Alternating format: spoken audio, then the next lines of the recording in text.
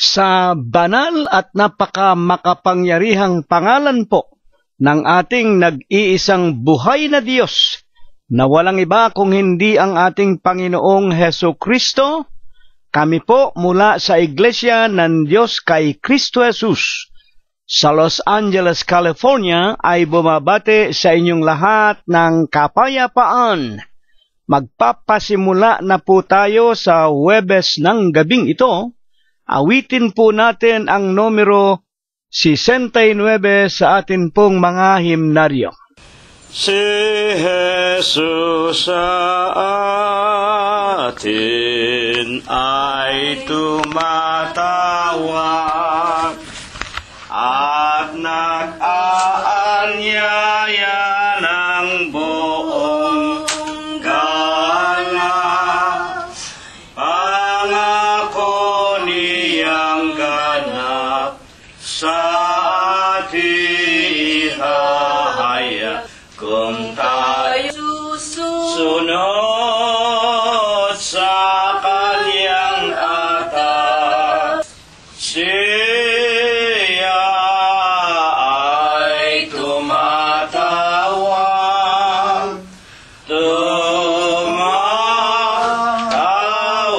sa lahat kung tayo ay lalakad sa tanging niyang landas.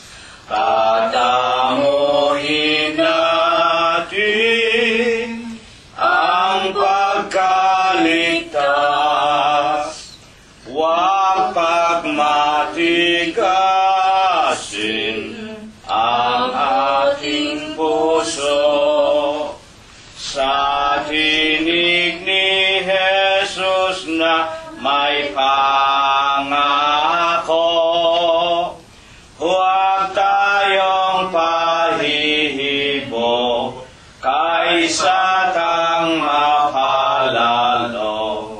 Dinggin natin ang tawag na maamo. Siya ay tumatawag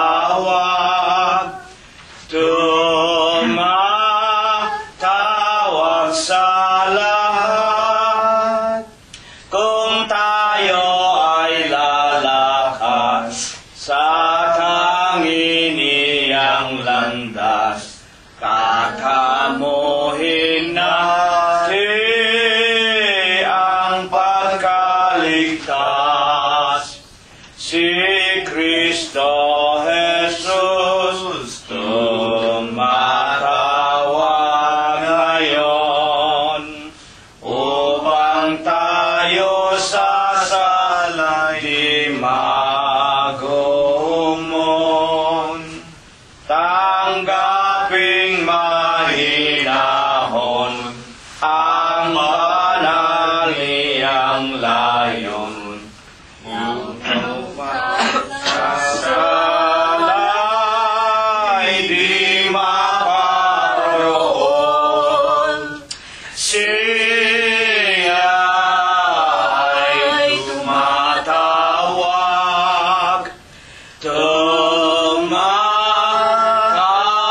sa lahat kung tayo ay lalakad sa tanging niyang landas. Tatamuhin natin ang pagkaligtas. Purihin ang pangalan ng ating Panginoong Hesukristo. Ipagpatuloy po natin ang pagpupuri sa kanyang marangal at banal na pangalan. Numero 63 po naman sa ating mga himnaryo. Ang pananampalatayang sakdal, ang sa Diyos ay atin ang ilaan, pagkat ito ang kautusan. Sundin natin walang alinlangan. Malay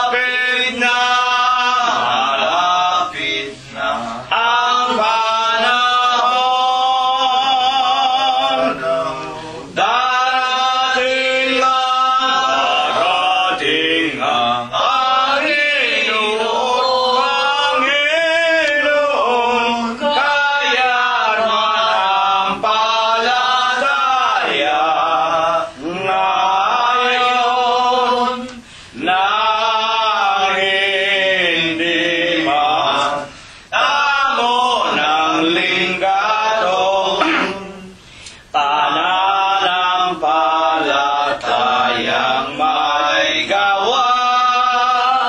Sa Diyos ito'y magiging dakila.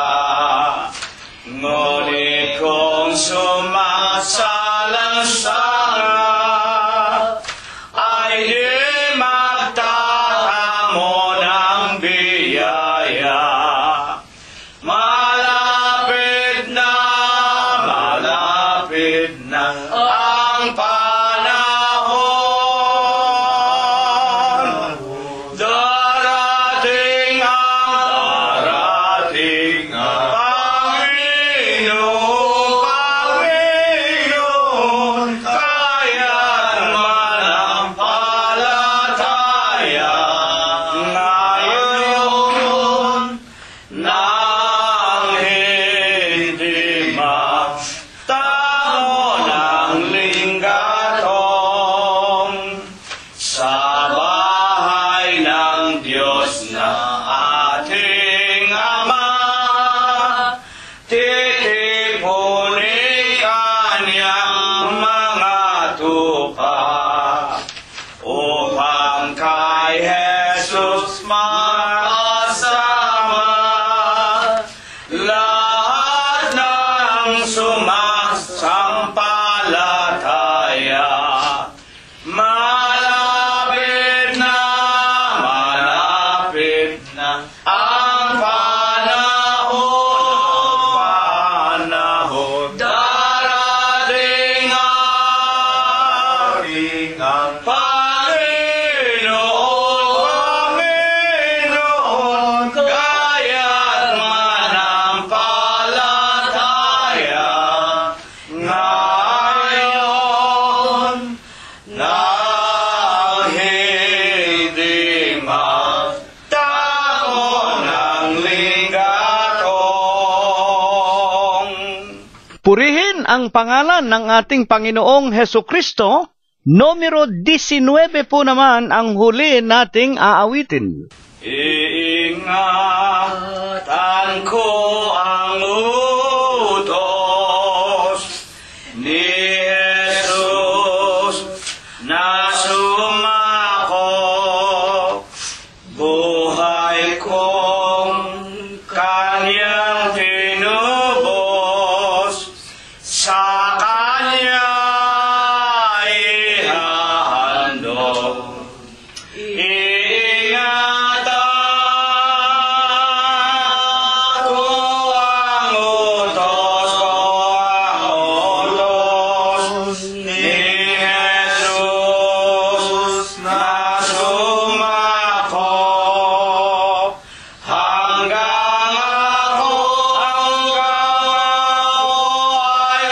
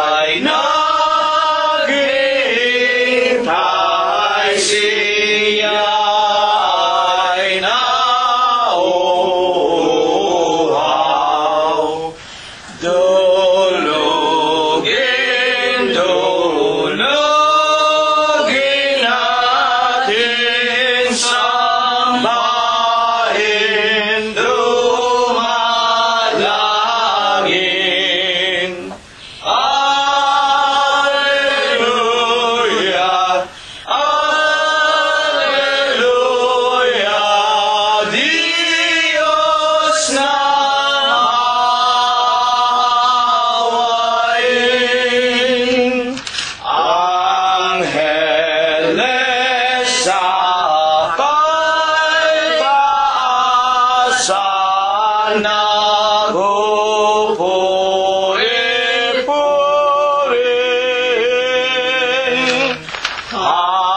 Halina mga kapatid sa templo ng amang Diyos.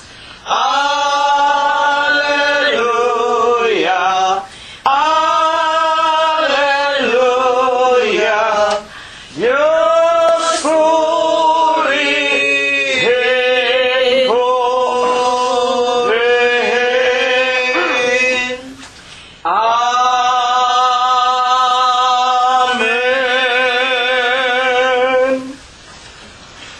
Sa banal at dakilang pangalan po ng ating Panginoong Heso Kristo, ako po ay bumabati sa inyong lahat ng kapayapaan. Purihin ang pangalan ng Panginoon. Purihin ninyo ang Panginoon. Purihin ninyo ang Panginoon mula sa mga langit.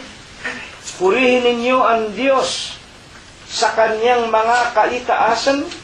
Purihin ninyo siya, ninyong lahat niyang mga anghel. Purihin ninyo siya, buo niyang mga hukbo, mga hari sa lupa at lahat ng mga bayan, mga pangulo at lahat ng mga hukom sa lupa, mga binata at gayon din ng mga dalagang, mga matatanda at lahat ng mga bata. Purihin nila ang pangalan ng Panginoon, sapagkat ang kanyang pangalang mag-isa ay nabunyi, ang kanyang kalwalatian ay nasa itaas ng lupa at ng mga langit. Purihin natin ang pangalan ng Panginoon. Magsiawit tayo sa Diyos ng mga bagong awit at ng kanyang kapurihan sa kapisanan ng mga banal, sapagkat ang Diyos ay nalulugod sa kanyang bayan. Kanyang pagagandahin ang kaligtasan ng mga maamo. Purihin natin ang pangalan ng Panginoon. Purihin natin ang Diyos sa kanyang santuaryo. Purihin natin siya sa langit ng kanyang kapangyarihan. Purihin natin ang Diyos dahil sa kanyang mga makapangyarihang gawa. Purihin natin ang Panginoon ayon sa kanyang marilab na mga kadakilaan at purihin ng lahat ng mga bagay na may hininga. Purihin nila ang pangalan ng Panginoon. Amen. Amen. Mga minamahal, iginagalang, mga pinagpipitaganan po naming mga kaisang puso sa mga pagsamba, sa pakikinig, sa lahat ng ating mga natatanggap na mga banal na salita ng Diyos, sa tuwing tayo po ay magkakatipon sa Espiritu. Kami po ay muling bumabate sa inyong lahat ng isang mapayapang Huwebes po ng gabi. At nawa po tayo ay nangakahanda ng muli sa panibagong unang Huwebes po ng gabing ito ng ating paglilingkod sa Diyos sa taong kasalukuyan 2014. Binabati po namin, una na nga po sa lahat, ang ating mga minamahal sa buhay. Charity begins at home. Sa lahat ng ating mga sariling kaluluwa, sa ating mga kabyak ng puso, mga anak, mga manugang, mga apo, kasangbahay at mga kamag-anakan sa laman, sa ating mga kapatiran sa loob ng Iglesia ng Diyos kay Kristo Jesus, sa tunay na mananamba sa Espiritu at katotohanan, na nangangalat po sa malalayong iba't ibang dako ng sanlibutan, magmula po doon sa ating inang bayan sa Pilipinas, at binabati din natin ang lahat ng ating mga kaibigan na hanggang sa taong ito na 2014, walang sawa pong nakikipagkaisa sa atin sa mga banal na gawaing ito na ito ang tunay na dahilan kung bakit tayo po ay nilalang ng Diyos sa ibabaw ng sanlibutan.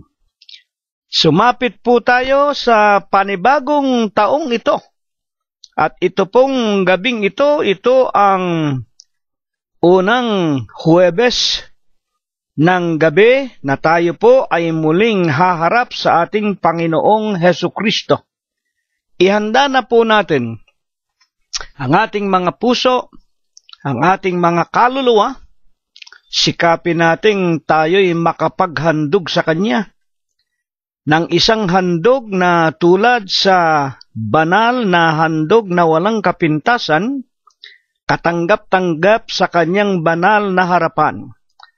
Una po sa lahat, ititiklop natin ang ating mga tuhod sa pangalan po ng ating Panginoong Hesus at uusal muna tayo ng mga pagpupuri, pagsamba, pagluwalhati.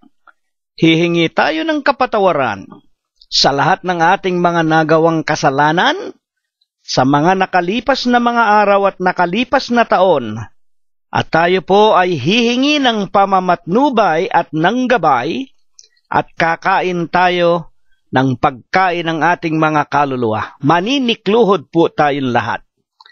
Dakilang Panginoon po naming Diyos, amang banal na lubha kapong kagalang-galang, ikaw po ay Diyos na sadya kapong kapita-pitagan, nag-iisa ka pong Diyos na buhay. Ikaw po ang may-ari, ang lumalang ng lahat ng mga bagay, ang Diyos na pinakamakapangyarihan ka po sa lahat. Ama na sakbibi ka sa iyong pag-ibig, sagana ka po sa kagandahan ng iyong kalooban. Dakila ka po sa iyong mga pagbibiyaya. Datapwat ikaw po ay Diyos na napakabanayad sa iyong mga kagalitan. Ama, sa malinis sakdal at napakamakapangyarihang pangalan mo pong Kristo Jesus, muli mo po matutunghan ang bawat isa sa amin sa silong po ng aming mga dampang tahanan. Bagaman kami po nag-iisa, dadalawa o tatatlo, kami ang pinakakaunti sa bilang, hindi po namin, Panginoon, ikinahihiya ang iyong pangalang Diyos, Kristo Jesus, ang iyong banal na iglesia. At hanggang sa kasalukuyang kapanahunan pong ito, na kami po'y pinasapit mo sa panibagong taon 2014, damahin mo nawa sa kaibuturan ng aming mga puso, ang amin pong walang katapusan, ang aming mga taimtim na mga pagpapasalamat sa iyo, Amang banal sa lahat po ng iyong mga kabutihan sa amin. Panginoon, maraming salamat sa iyo. Hindi mo po kami binawian ng aming mga hiram na buhay. Patuloy mong pinananatili sa amin ang magagandang pintuan ng mga kapalaran. Sa maraming mga araw na nagdaan, inalalayan mo po kami, ginabayan, pinatnubayan. Pinakakain mo kami at dinaramtan, pinalalakas, pinagagaling ang aming pangangatawan. At higit sa lahat, Ama naming Hesukristo, maraming salamat po. Lalo mong ipinaliliwanag sa amin, dinaragdagan, pinatitibay ang aming mga pananampalataya na minsan po lamang ibinigay mo sa aming mga hiram na buhay. Panginoon po naming Hesus, sinasamba ka po namin, pinupuri ka po namin, niluluwalhati namin ang iyong kagalang-galang, ang malinis mong pangalan, sa Espiritu mo po, sa iyong kagilagilalas na mga kaliwanagan. Amang banal, nalalaman mo po kung papaanong ginamit namin ang hiram na buhay na ipinautang mo sa amin sa isang buong taong singkad na nagdaan, at nalalaman namin hindi kami nagkaroon ng kasakdalan sa paglilingkod sa iyo. Marami kaming kapintasan, marami kaming mga kasalanan.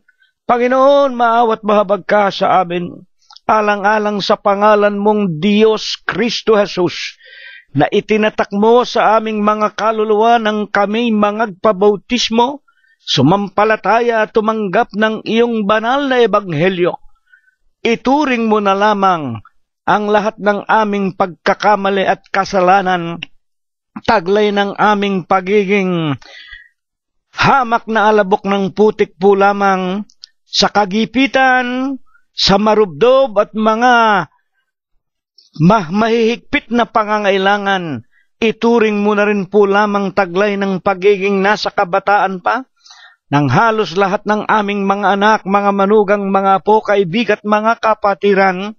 Sa Huwebes po ng gabing ito, Ama, patawarin mo po kami sa aming mga nagawang kasalanan.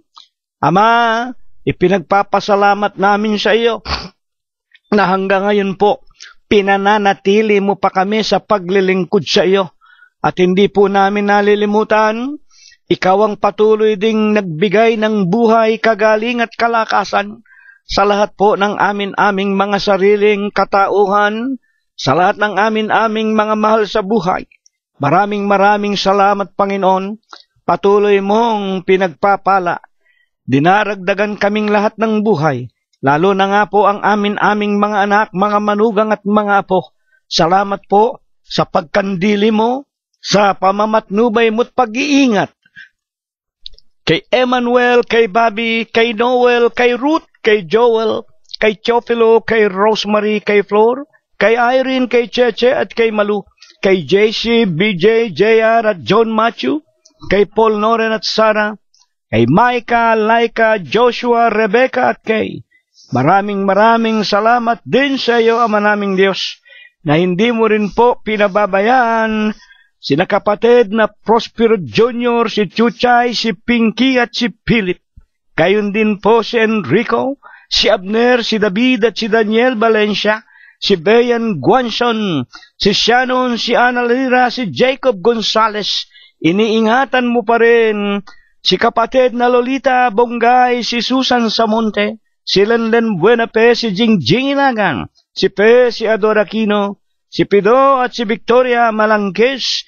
Gayon din, Ama namin Diyos, si Rosemary at si Flor. Panginoon, isinasamot ipinakikiusap namin sa iyo, na sana po'y patuloy mo ring pakapagpalain, ingatan at dagdagan pa ng buhay, kagaling at kalakasan ang marami po sa amin, na patuloy nang tumatanda at nanghihina at may iba't iba pang mga karamdaman, tulad na nga po ng iyong hamak na alipin.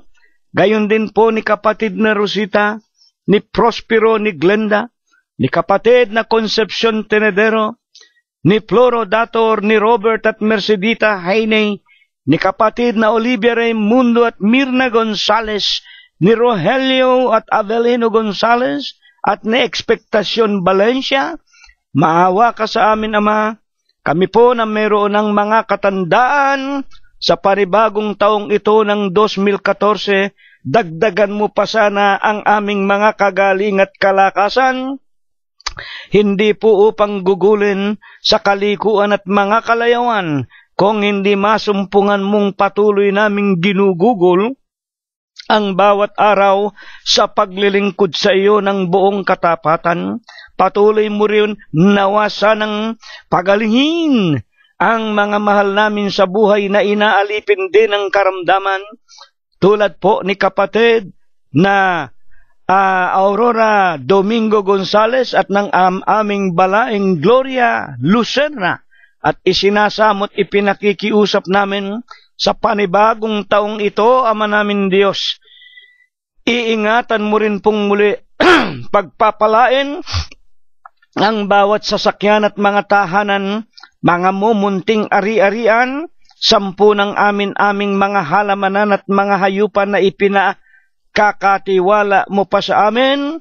Huwag mo nawang ipahintulot sa taong ito, Panginoon, sa mga sunog, sa mga lindol, sa malalakas na ulan, sa baha at sa daluyong, sa kamay ng pamahalaan, sa digmaan, mga magnanakaw, lalo na nga po sa mga masasamang mga taong naglipana sa ibabaw nitong napakagulo at mandarayang sanlibutan. Ama naming Diyos, lubos kaming nagpapasalamat sa iyo sa lahat ng iyong mga pagpapala, sa lahat ng iyong pagliligtas, sa iyong mga pagpapagaling sa amin, at ipinagpapasalamat din namin, Panginoon, sa gabing ito, na pinagkalooban mo pang muli ng panibagong pagsapit sa kaarawan, ang minamahal naming kapatid na si Johnny Ilagan, si kapatid na Ilagan na malao ng panahong naglilingkod sa iyo. Salamat po, Panginoon, at idinadalangin namin ang panibagong taong ito, ang kanyang pagsapit sa kanyang kaarawan. Bibigyan mo pong muli ng katiwasayan, kasaganaan, pagpapala, hanggang sa mata mo naming lahat ang buhay na walang hanggan.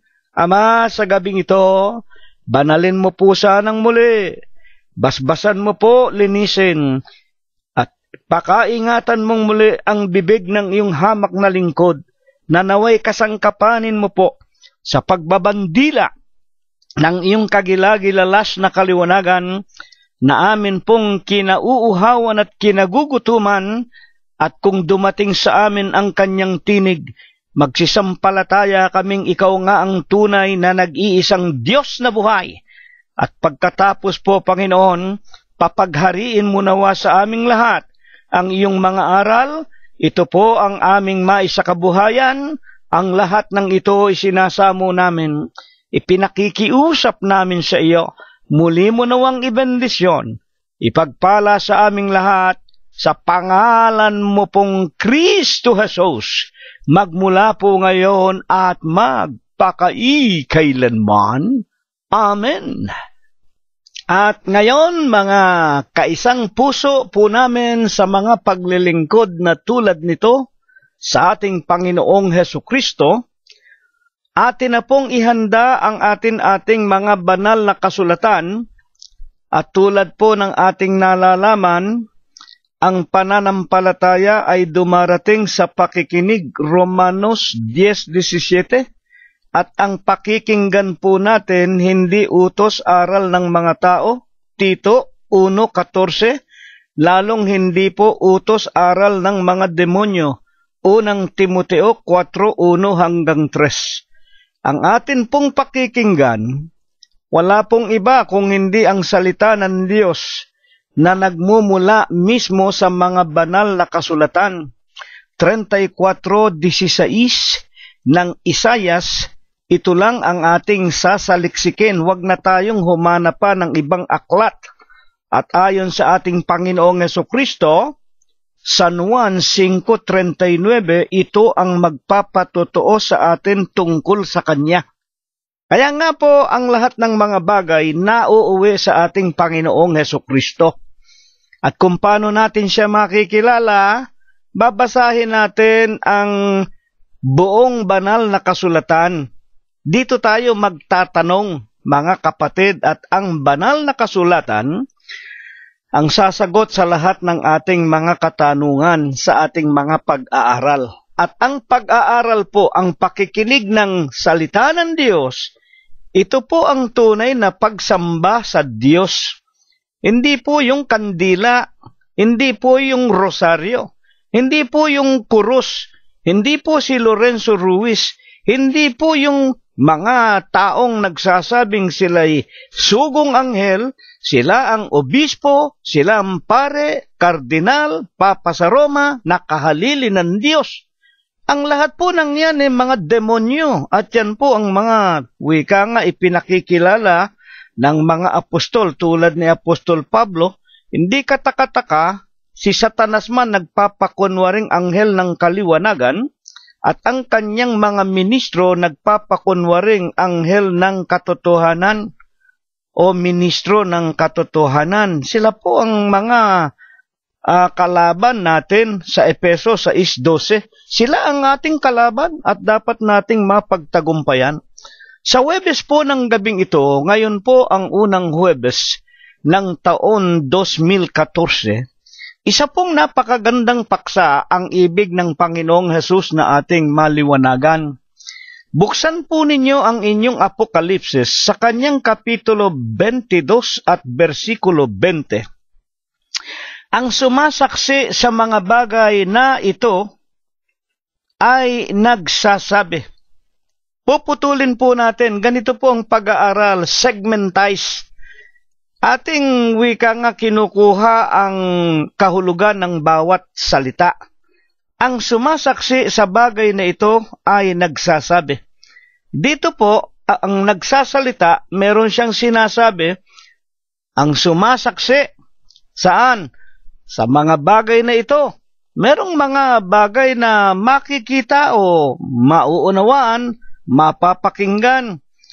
Ito ikang nagsasaksi, ito ikang nakakakita, ay nagsasabi, oo, oo. Mga kapatid, sabi nitong nakakakita oo, ano ang kanyang ibig na ipaalam sa atin? Ako ay madaling pumaparito. Siya nawa. Pumarito ka, Panginoong Hesus.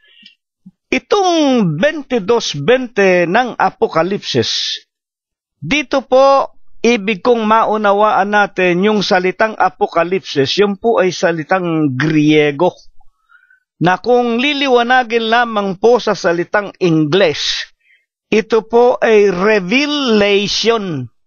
Ang salitang ugat ng reveal ay pagpapahayag, pagpapaliwanag, pagbubukas ng ng mga lihim na nakasulat saan sa tinatawag na aklat ng Apokalipsis. At nalalaman nga po natin ang Apokalipsis, yan mga hiwaga na ay pinasulat ng Diyos kay Apostol Juan, anyo 96, nang siya po sa utos ng Imperyo ng Roma ay itapon sa mga pulo ng Patmos, doon sa Mediteraneo, na sakop ng Gresya.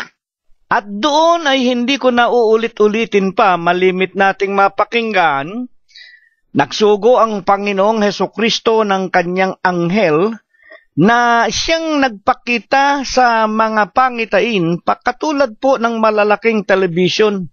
Ipinakita na kay Juan Apostol ang mga bagay na nangyari noong araw, ang mga bagay na nangyayari noon, at ang mga bagay na darating, pati po yung mga digmaan, pati yung mga kalamidad, ang lahat po ng bagay, pati yung mga pagdating ng paghihirap ng kabuhayan, yung mga peste, mga kamatayan ng mga tao, mga sakit, mga kapatid, lahat po yan, ipinakita yan.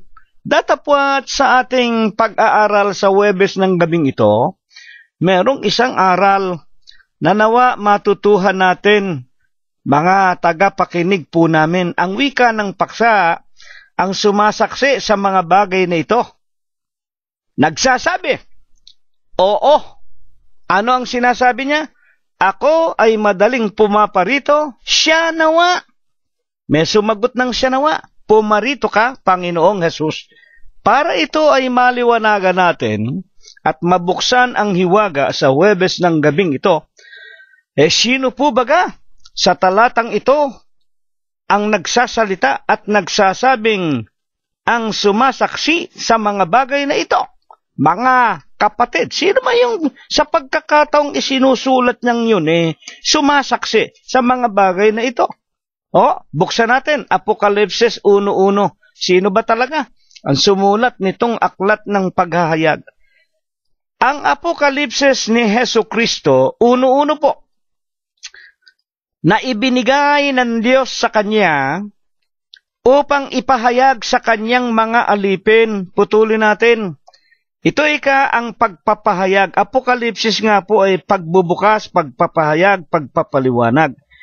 Ang pagpapaliwanag ni Hesukristo na ibinigay ng Diyos sa Kanya upang ipahayag sa Kanyang mga alipin, sa makatwid ay ang mga bagay na nararapat mangyaring madali at kanyang ipinaalam sa pamamagitan ng kanyang anghel sa kanyang alipin na si Juan.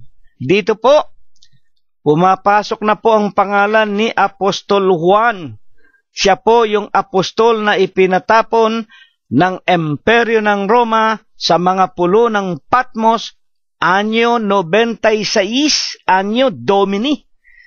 At sa kanya po dumating ang revelasyon, ang apokalipsis ni Hesukristo, ipinadala po sa pamamagitan ng isang anghel. At doon na nga po'y ipinakita ang mga bagay na nangyayari, ang mga bagay na mangyayaring madali, at ang mga mangyayari pa, upang ito ay ipahayag sa lahat ng mga banal. Sino nga po ang magpapahayag? Ang apostol na si Juan. Ngayon, ang pagpapatuloy natin sa 1:2, talaga bang merong saksi at sino ang sumaksi sa pahayag na ito?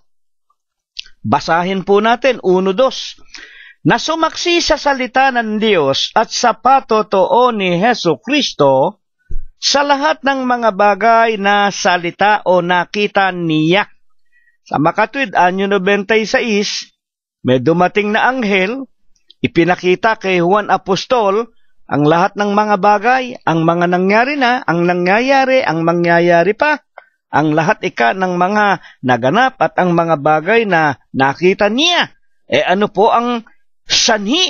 Itanong natin, ano nga ang dahilan kung bakit kanyang ipinasulat ang Apokalipsis kay Juan Apostol ayon sa kung ano ang kanyang nasaksihan? Yun ang ipinasulat sa pahayag ng Panginoong Hesukristo. 1:4. Si Juan sa 7 iglesia na nasa Asia. Putulin po natin. Ito po, kung natatandaan ninyo ng maraming mga linggong nakalipas, ang iglesia po ng Diyos kay Kristo Jesus, ang mga anak ng Diyos magmula po rin sa Jerusalem ng Judea, nang sila nga po ay pag-uusigi na ng lahat ng lumalaban sa katotohanan, kasama na si Apostol Pablo. Noong araw si Pablo, si Saulo, pinagpapapatay niya, inuusig ang mga iglesia ng Diyos. At ang marami nga po ay nagsipanakbuhan. Ang marami nga po ay tumakbo sa mga kanugnog bansa. Lalo na nga po sa labas ng Israel. Ang iba nga po naparoon sa 7 mga wika nga lalawigan sa Asia Minor, sa Asia. Ito ang tinatawag na 7 iglesia sa pangangalat, at nakabilang na nila ang hindi kakaunti na mga hentil na noon ay nakakilala rin sa pamamagitan nila, mga tagapakinig po namin. Kaya nga, ang wika ng Santong Sulat, si Juan sa 7 iglesia na nasa Asia, sinulatan niya. Itong Apokalipsis, una-una, itong Revelation of Christ, ipinadala niya sa 7 iglesia. Biyaya. Hindi po ibig sabihin 7 ang iglesia. Iisa lang ang iglesia na itinayo ng Diyos. Iglesia ng Diyos kay Kristo Jesus. Yung pong tinutukoy na 7 iglesia, yung po ay 7 lokal. Iba't ibang dako. Tulad po ng Iglesia ng Diyos, merong Iglesia ng Diyos sa Inglaterra, doon sa Liverpool, may Iglesia ng Diyos tayo ron, may kapatid tayo ron. Meron tayong Iglesia ng Diyos dyan sa Pampanga, kay kapatid na Concepcion Tenedero. Sa Las Vegas, kay kapatid na Mercedita Heney at Robert Heney. Meron tayong Iglesia ng Diyos sa Canada, kay kapatid na Bayan Guanzon. Yan ilang iglesia, mga kapatid, pero iisa lang. Ito'y mga lokal lamang. Ito'y mga wika nga sanga ng katawan ng ating Panginoong Hesukristo. Gayon din po ng unang panahon, ang Apokalipsis unang ipinahayag, isinulat ni Apostol Juan sa 7 iglesia na nagsisipangalat sa Asia. Biyaya ang sumainyo, 1:4 Apokalipsis, at kapayapaan mula doon sa kanya na ngayon, makinig kayo, kapayapaan ang sumainyo at kapayapaan mula sa Kanya na ngayon, ng nakaraan at sa Kanya na darating. Sa makatwid, napakaliwanag po. Meron siyang ipinadalang sulat. At ang bati niya, kapayapaan ang sumainyo at biyaya. At mula sa Kanya na kahapon, ngayon, at sa Kanya na darating, mga iginagalang na mga magulang, na walang iba, yaon po ang ating Panginoong Hesukristo. Siya po ang Alpha, siya ang Omega, siya ang kahapon, siya ngayon, siya ang darating, siya ang nabuhay, siya ang nabubuhay, siya ang namatay, at siya ang darating. Ang ibig lang ipakilala, sapagkat yung Apokalipsis nga po ay aklat na nagsasaysay sa mga salita nino ng ating Panginoong Hesukristo. Sino po baga naman ang sa Kanya ay nagudyok upang sulatan ang iglesia ng Diyos? Ito ba ay kagustuhan lang ni Apostol Juan? Si Apostol Juan ba basta sumulat, basta gumawa ng mga wika nga ng mga pagpapahayag na ayon lamang sa kanyang sariling kagustuhan? Buksan natin ang ipinakikilala ng banal na kasulatan kung sino nga po ang nag-udyok. Kapag sinabing nag-udyok, nag-utos para siya makasulat ng Apokalipsis. Sa kanyang 1:5, ganito po ang sinasabi, Apokalipsis din po. At mula kay Hesukristo. Ayan po. Sino po ang pinagmula ng sulat na ito? Bakit siya sumulat ng Apokalipsis? Mula kay Hesukristo, na siyang saksing tapat, na panganay sa mga patay, pangulo ng mga hari sa lupa. Kuna natin pansin yung panganay sa mga patay. Siya nga po ang unang nabuhay mula sa kamatayan. Alam natin ang kasaysayan ng Panginoon. Pagkatapos na mapako siya sa krus, inilibing 3 araw, pagkatapos po, binuhay niyang muli ang kanyang sarili ayon sa banal na kasulatan. At alam natin kung bakit tinatawag ang Panginoon Pangulo ng mga hari sa lupa, sapagkat siya rin po ang hari ng mga hari, Panginoon ng mga Panginoon. Na siya nga po ang sumasa ibabaw ng lahat, sapagkat siya nga po ay Diyos na makapangyarihan sa lahat. Doon sa umibig sa atin, at siya nga po ang umibig sa atin, at nagkalag sa atin, sa ating mga kasalanan, sa pamamagitan ng kanyang dugo. Wala pong ibang nagkalag sa akin, sa atin, sa inyong lahat, na kapatiran ko sa Iglesia ng Diyos kay Kristo Jesus. Wala pong ibang nagkalas ng ating pagkaalipin o pagkabilanggo. Napakinggan natin ang nakalipas na linggo. Saan? Sa tinatawag na bilangguan ni Satanas. Noong araw po tayong lahat nakabilanggo. Saan? Sa mga maling aral. Aral utos ng mga tao, aral utos ng mga demonyo. Na yan po ang kapangyarihan ni Satanas. Datapwat nang tayo'y sumampalataya, nang tayo'y magpabinyag, pagkatapos na mapakinggan natin ang ebanghelyo ng kaligtasan ng ating Panginoong Hesukristo, at pagkatapos na tayo po ay mabinyagan, inilibing natin sa ilalim ng tubig ang ating masasamang mga pagkatao. Ang wika po sa Galatias sa kanyang 3:25 hanggang 29, ang lahat ng sa inyo'y nabinyagan kay Kristo, ang ibinibihis na ay si Kristo. At tinatawag na tayo na mga anak ng Diyos. Bakit? Malilinis na tayo mga magulang, kinalag na tayo. Saan? Sa tali ng kasalanan, at tayo po ay naging malalaya sa lahat ng kautusan ng kamatayan. Mga kapatid, ayon sa ating napag-aralan, at ginawa tayo, 1:6, at ginawa tayong kaharian. Ginawa tayong kaharian, nino? Ng Panginoong Hesukristo. Ano pa? Mga saserdote sa kanyang Diyos at Ama.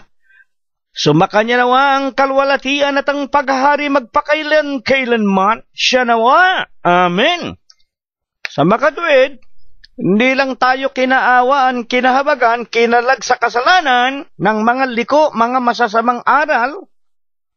Ginawa pa tayo, mga kapatid, na kaharian, ginawa niyang pagkasaserdote, mga kapatid, at tayo po ay naging tinatawag nga na bayan, sumasa kanya, bayang sarili ng Diyos.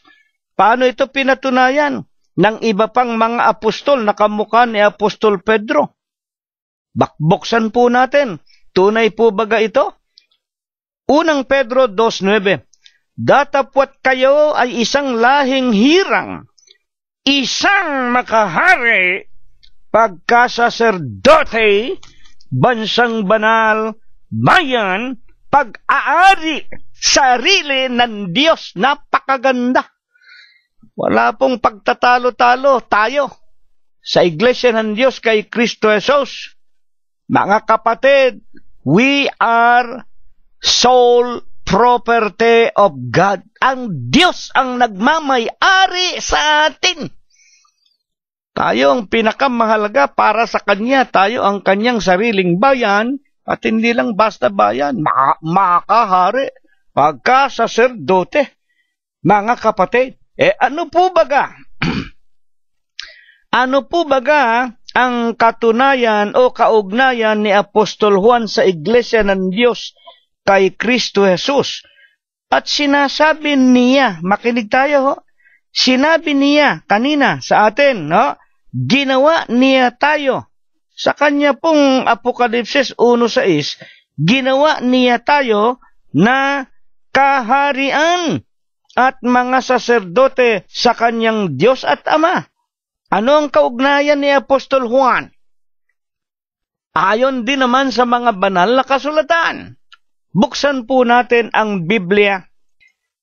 Unang Korinto 12:28. At ang Diyos ay naglagay ng ilan sa iglesia. Una-unay mga apostol, ikalaway mga propeta. Putulin po natin, ang tanong po natin kanina, ano ba ang kaugnayan ni Apostol Juan na sumulat ng Apokalipsis o ng pagpapahayag ng ating Panginoong Hesukristo? At bakit niya sinasabi, pati siya, sapagkat ginawa niya tayo, kasama siya Kasama siya sa atin. Ano ang kaugnayan niya sa atin? Buksan po natin 12:28 ng unang Korinto. Ang Diyos naglagay ng ilan sa iglesia. Una-una ay mga apostol. Ayan. Sa makatwid, bago po tayo napasok sa iglesia ng Diyos kay Kristo Jesus, una muna si Juan Apostol kasama ang 11 pa. Sapagkat sila ang unang 12 na tinawag ng Panginoon, tinuruan, at pagkatapos po inilagay sa iglesia. At kung ano po ang pangalan ng iglesia na itinayo sa Jerusalem ng Judea, San Mateo 16:18, nalalaman po natin. At ang opisyal na pangalan, unang Tesalonica 2:14, na ito po ang tinutularan na lamang natin. Kayo nagsisitulad sa iglesia ng Diyos na nasa Judea kay Kristo Jesus. At magmula po noon hanggang ngayon, alam natin, ang Panginoong Hesukristo lang ang dapat mangasiwa sa kanyang iglesia. Ang iglesia po kailanman hindi naalis sa pag-aari ng Panginoon Diyos na walang iba kung hindi ang Panginoong Hesukristo, at walang tao na makakaupo sa kanyang luklukan bilang obispo, pastor, apostol, saserdote, guro, tagapagligtas. Siya lamang, sapagkat sa Romanos 3:10 hanggang 18, walang makakaupo na taong walang kapintasan sa pagiging leader ng iglesia ng Diyos, sapagkat ang lahat ng tao nagsisinungaling, magdaraya, magnanakaw ang lahat. Mga kapatid, lipos ng kalikuan, walang humahanap sa Diyos, walang matuwid, wala kahit isa. Kaya ang obispo natin, ang ulo ng iglesia, mananatili hanggang ikalawang pagparitaw, ang Panginoong Hesukristo. Mga kapatid, siya ang nagtigis ng sariling dugo alang-alang sa ating mga kasalanan, alang-alang sa katubusan ng ating mga kaluluwa. Hindi yung mga obispong tao na yan. Ang lalakas ng loob, magsipagsabi, paghiwalay kayo sa aming pamamahala, sa impyerno kayo. Kayo unang itatapon sa impyerno. Hindi sa hinahatulan ko kayo. Huwag kayong uupo sa luklukan ng Panginoong Hesus. Huwag ninyong papalitan. Huwag niyong sasabihin kahalili kayo, vicarious filii Dei. Kayong mga papa sa Roma, lalakas ng loob ninyo, ninanakaw ninyo ang kapurihan ng Diyos. Ngayon, ano po baga ang tunay na kalagayan nating lahat? Ayon sa mga banal na kasulatan, noong araw, noong hindi pa tayo iglesia ng Diyos kay Kristo Jesus, ngayon nalaman na natin, si Apostol Juan, unang inilagay kasama ang unang 12 apostol, at nang mamatay si Judas Tadeo o Judas Iscariote, ang inihalili ng Diyos si Matias, alam natin yan. Mga kapatid, sila una inilagay sa iglesia at maging si Apostol Pablo. Pero tayo, nang hindi pa tayo tinawag, hindi pa nakarinig ng ebanghelyo, hindi pa tayo nabautismohan noong araw, mga Katoliko tayo, Iglesia ni Manalo, Dating Daan, Kibuloy tayo, Protestante tayo, Trinity, Jehovah, kung ano-anong relihiyon natin. Ano ang ating kalagayan noong araw nang wala pa sa Iglesia ng Diyos? Unang Pedro 2:10, buksan ninyo, na nang nakaraang panahon ay hindi bayan, datapwat ngayon ay bayan ng Diyos. Na nang nakaraang panahon, hindi nagsipagkamit ng awa, walang awa, datapwat ngayon, nagsipagkamit ng awa. Sa makatwid, ako kayo noong araw, na wala pa tayo sa Iglesia ng Diyos kay Kristo Jesus, tayo po tulad sa mga tupa na nangaligaw at hindi tayo bayan. Nung araw, hindi tayo bayan ng Diyos. Nung araw, hindi naaawa ang Diyos sa atin. Nung araw, mga kapatid, wala tayong pagkakilala sa Diyos. Sa katunayan, wala tayong pag-asa sa buhay na walang hanggan. Bakit nga hindi? Nung mga Katoliko pa tayo, sino tinatawagan natin? Si Virgen Maria, si Lorenzo Ruiz, kung sino-sinong mga santot, mga santat, mga krusipiho, rosaryo, anting-anting. At nung tayo naman na Iglesia ni Manalo, mas takot pa tayo at pinapupurihan pa natin ang pamilya ni Manalo. Nung mamatay si Don Felix Manalo, inihalili natin. Sino? Yung anak. Pagkatapos ngayon, yung apo. Para bagang ang Iglesia ng Diyos na binayaran ng dugo ng Panginoon, kanyang sariling pag-aari, para bang pag-aari lang ng isang pamilya? Mga kapatid at mga magulang, mag-isip-isip kayo. Ang Iglesia ng Diyos ang may-ari ang Panginoong Hesus. Hindi ito pwedeng ipamana ng isang tao kung kani-kanino. Yan ang ipinakikilala ng banal na kasulatan. Kaya nga, noong araw, wala tayong pag-asa sa buhay na walang hanggan. Datapwat ngayon ang wika ng ating mga pag-aaral. Ngayon nagsipagkamit na tayo ng awa. At ang wika pa man din ni Apostol Pedro 2:25, sapagkat kayo'y gaya ng mga tupa na nangaliligaw. Nung araw talaga mabulabog ang ating mga pananampalataya. Bakit? Naroon tayo sa hidwang pananampalataya. Nung araw, pinalaki tayo sa mga pananampalataya na utos aral ng mga tao, yung mga superstisyon, yung mga salit-saling sabi, yung mga legend, yung mga kasaysayan, yung mga fiction. Yan ang itinuro sa atin nung araw nung tayo nasa mga mali o hidwang iglesia o pananampalataya. Mas marami tayong pagkakilala sa mga walang katotohanan at mga kasinungalingan na utos aral ng mga tao at gawa katha ng mga Hudyo, Tito 1:14. At sa mga utos aral ng mga demonyo.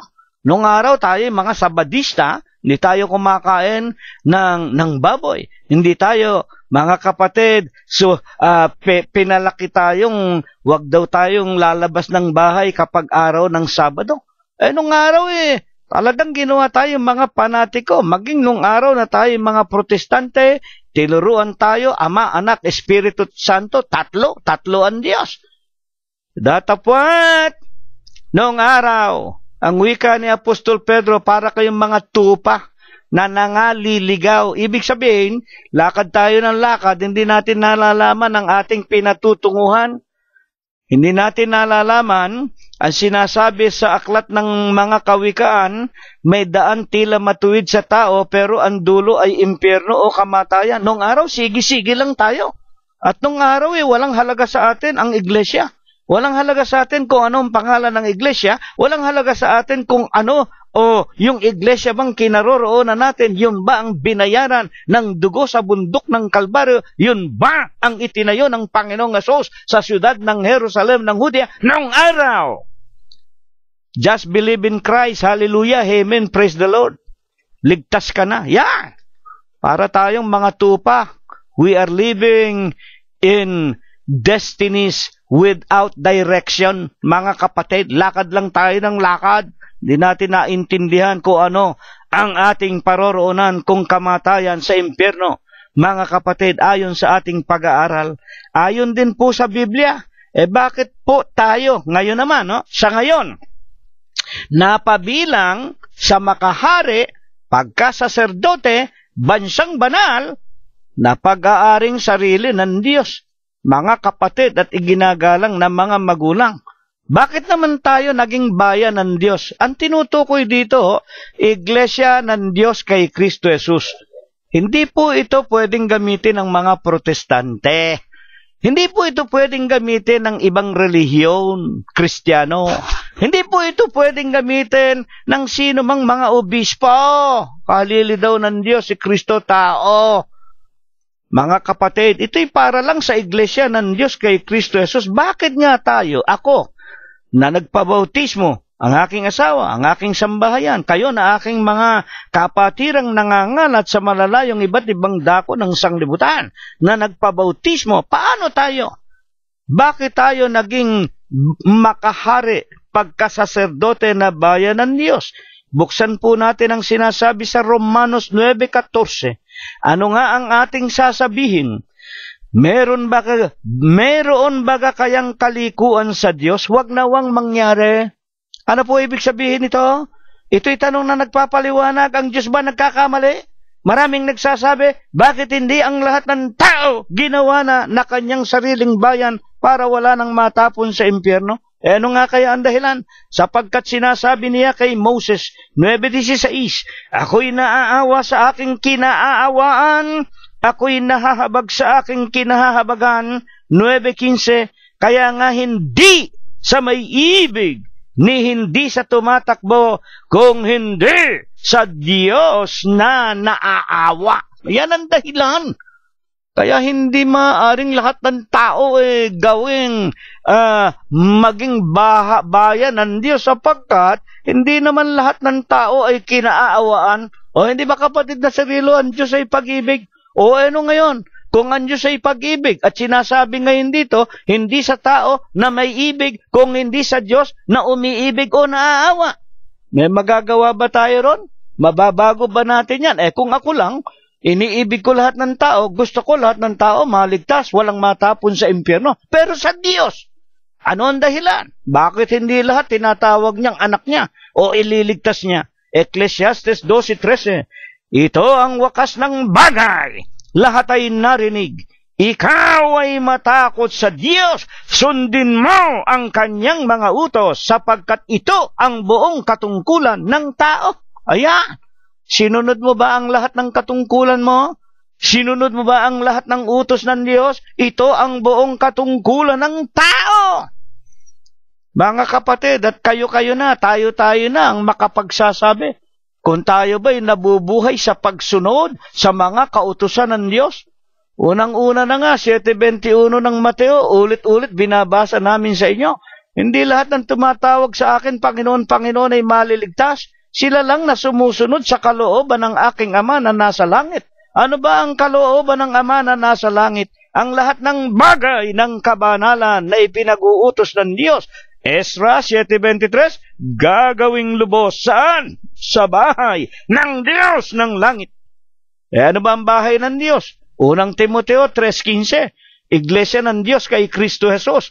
Ito lang ang napasulat sa Biblia. Ito ang binayaran ng kanyang sariling dugo. Kayo ba'y membro ng iglesia na binayaran ng dugo ng Panginoong Jesucristo? Hindi po. Saan kayo naroon? Katoliko, Protestante, Kiboloy, dating daan, bla bla bla. Kung ano-anong relihiyon kinaaniban ninyo. Tapos gusto ninyo, makasama kayo roon, nakahabagan ng Diyos. Paano kayo kahahabagan kung hindi naman ninyo sinusunod ang utos ng Ama na nasa langit? Kaya nga, mga kapatid, ito'y napakagandang aral. At ano nga ang ipinag-uutos sa atin sa huling araw? 13:16, na dapat nating pagtapatan at ipagpatuloy hanggang kamatayan. Sa Bibliang Ingles, sa King James Version 13:16 of Hebrew, to do good and to communicate. Kung liliwanagin po yan, ang paggawa ng mabuti. Ano ang mabuti? Romanos 7:12, ang pagsunod sa utos ng Diyos, banal, matuwid at mabuti. At ang pangangaral, to communicate, pamamahayag. Mga kapatid, huwag ninyong kalilimutan sa gayong mga handog. Ang Diyos ay totoong nalulugod sa inyo. Kaya kailangan po na tayo'y mangaral ng Ebanghelyo, ang Iglesia ng Diyos kay Kristo Jesus. Tayo ang nagpapahayag ng katotohanan sa huling araw. Mga kapatid, tulad din ang sinasabi ni Apostol Pedro 2:9, dadapwat kayo isang lahing hirang. Iglesia ng Diyos kay Kristo Jesus, makahari, pagkasaserdote, bansang banal, bayang pag-aaring sarili ng Diyos, upang inyong ipahayag. Kami ang nagpapahayag ng ng karangalan niyang tumawag sa inyo mula sa kadiliman hanggang sa kanyang kagilagilalas na kaliwanagan. Ang Iglesia ng Diyos, tinatawag ang lahat ng tao para bumalik tayo. Saan? Sa pagbibigay ng karangalan. Kanino? Sa Diyos, sa ating Panginoong Jesucristo. At hindi sa pagpaparangal sa mga kung sino-sinong mga taong matagal nang patay at sa lahat ng mga tinatawag na mga Diyos-Diyusan. Kaya nga ang ating paksa, ano ipinahayag natin? Apokalipsis 22:20, ang sumasaksi sa mga bagay na ito'y nagsasabi. Si Juan na sumulat ng Apokalipsis, ang kanyang pinatutunayan? Oo, ako'y madaling pumaparito. Sabi ng Panginoong Jesucristo, siya nawa, amen. Anong sagot ni Apostol Juan? Pumarito ka, Panginoong Jesus. Kaya ito ang ating paksa. Ito ang ating katungkulan. Siya na nakaraan, siya na kasalukuyan, siya na darating, siya na Alpha at Omega. Ito ang aming ipinahayag sa inyo. At dito namin kayo inaanyayahan sa kanyang ikalawang pagparito'y magsama-sama tayo, maging mapapalad tayong mga lalaki at mga babaeng magsisipagtamo ng ng ipinangangako niya na buhay na walang hanggan. Ito nawa ay pagpala. Ito nawa ang ibasbas sa atin ng Diyos sa gabing ito, magmula ngayon at magpakailanman. Amen!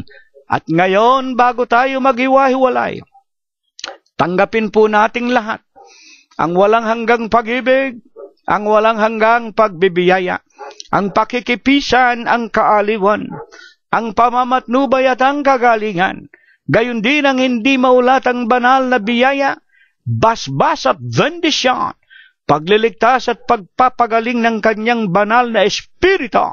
Tunawa ang muli niyang ipagkaloob sa ating lahat, magmula ngayon, magpakailanman. Amen!